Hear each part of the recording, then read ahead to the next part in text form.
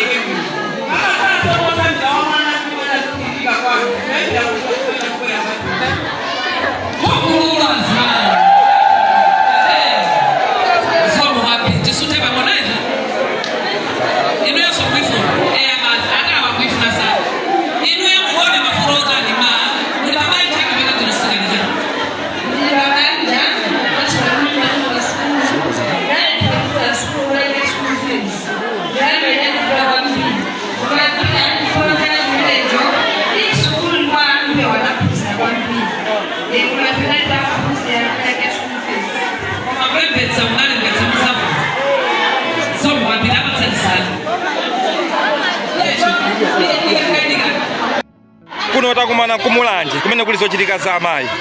Ndinamva cha pasipase anthu kunoko mukung'ung'uza pansi kuti mukuvutika.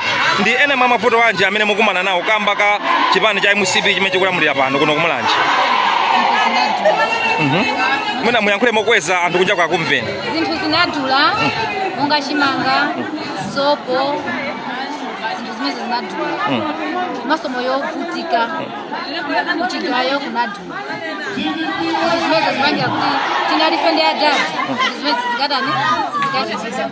Ndiye pamene tikuyandikirano pa 16 September kumene dziko lino lupita kuzisankho kasankha azisogoleri a dziko lino. Iniyo mukuzokhala ndi mwakonzeka motani mene tafusa ndinokonzeka motani pamene tikupita pa 16 September kukasankha azisogoleri ena a dziko lino. Basi adadi omwe pa 16. Chifukwa chani adadi amene so anthu nomwene munacho samboma mukuti abwerere chifukwa chani adadi? Basi mkhamo yovutika.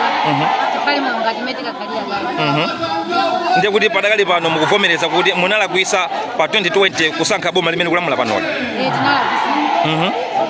Tima ulikuwa adadi. Ndiye mungapepesa adadi panopo dziko likumva kuti mwina akukhululukirana. Tikwapepesa adadi. Kuti atikhululukire atiyambe moyo wina kuthandiza. Ndipo kuti tikuvutika.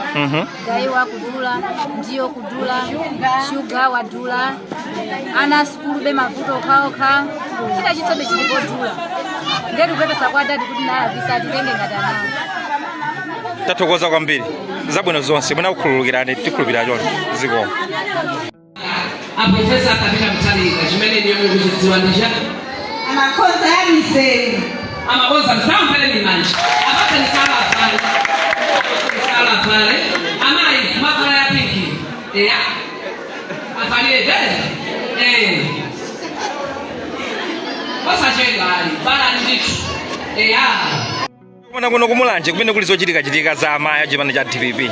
Mang'ung'uza pansi kuti anthu kunoko mukuvutika. Ndi mavuto wanji amene mukumana nawo kunoko inu itatifotokotsera. Njala. Kukwera kwa katundu. Angotinamiza bezi. Akunamiza niyo ndani lamuchola.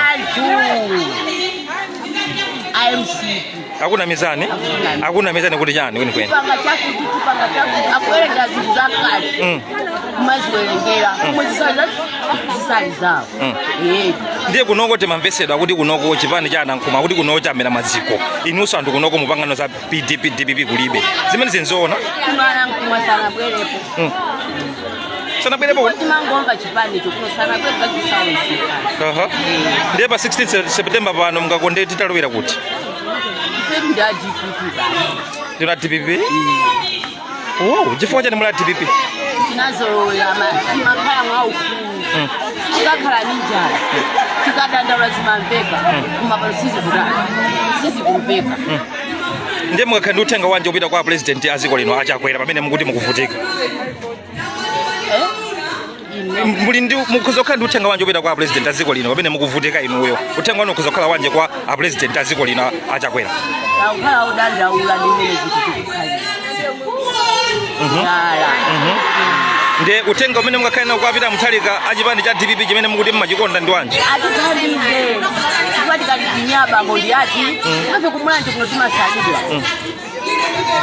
Amatizifazi. Ola achakwera usatiberengera kusikumwa. Ndiye mukupangano kuno muti ndinuyo a DPP. Kuna adadi kuno. Atithandize niyo tikakhalira. Bati mamba kukoma pamchikumba kutani. Kukoma. Tatokoza kwambiri. Kukoma kwambiri. Inunso pokhala nzika yakuno kumulanje mwina mukatifotokozere mwina mikingwirima yanje imene mukumana nawo kambaka utsogoleri umene udakalipo padakali pano.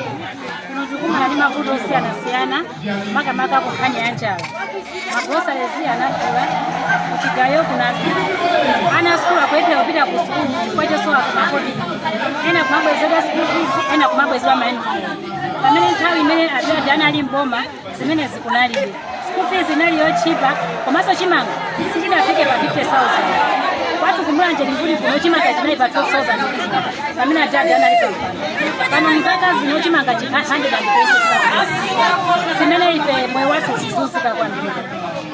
Ndiye pamene tikupita kuzisankho pa 16 September kunoko kumulanje mukutinji? Pano pa 16 September tikuyembekeza kuti adada abwererenso ku nyumba ya Malamulo.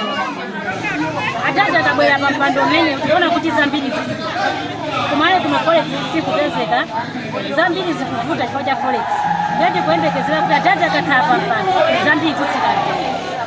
Timamvatu akuti kumulanje kuno mukusangalala kwambiri anthu mukulandira chimanga mukulandira mafuta komanso akuti mukulandira ndalama kutumiza ndalama kuno kumulanje. Chilungamo chake nchanji pa nkhani imene? Zambiri ndalama zimene zikunenedwazo ngati anthu analandira anthu kula pa khomo ndiye kuti ni miyezi itatu yadusayo pala mphena amene analembedwa za nkhalango panopa kuti miyezi itatu asakulandira koma ntchito akugwira chachidziwikire anthu acha kulandira ku chigawo chapakati ndi chigawo chakumpoto koma ku chigawo cha Southern Region anthu sakulandira. Tamvapo ena pano kupatiza ndinu nomwe mukukamba zokuti mukufuna tibwerere ku ulamuliro wa His Excellency Professor Arthur Peter Mutharika. Mwina nkukhala ndi uthenga opita kwa adadi amene ukuzokhala uthenga wanji opita kwa President Professor Arthur Peter Mutharika? Choyambirira tikati kupepesa kwa adadi ku wa Malawi chimene timachita nthawi imene chinali chibwana kusaganiza bwino chifukwa nthawi zambiri amene amati tisinthe anali akuluakulu pamene nthawi ya MCP yakaleyo akuluakulu anaziwa chimene chinaliko koma ifeyo timangosatira mungangatiyana zinachitikadi zimene zijapa tikuzunzika ndiye tikafuna adadi zimenezi akati kutikhulukira kuti pa 16 September akaluwaso mboma atiyang'ane ife anawo kuti atikhulukire kuti chinase chiyambe kuyenda bwino. Tathokoza kwambiri. Zikomo kwambiri. Osayiwala kupanga subscribe ku channel ya AMTV Malawi.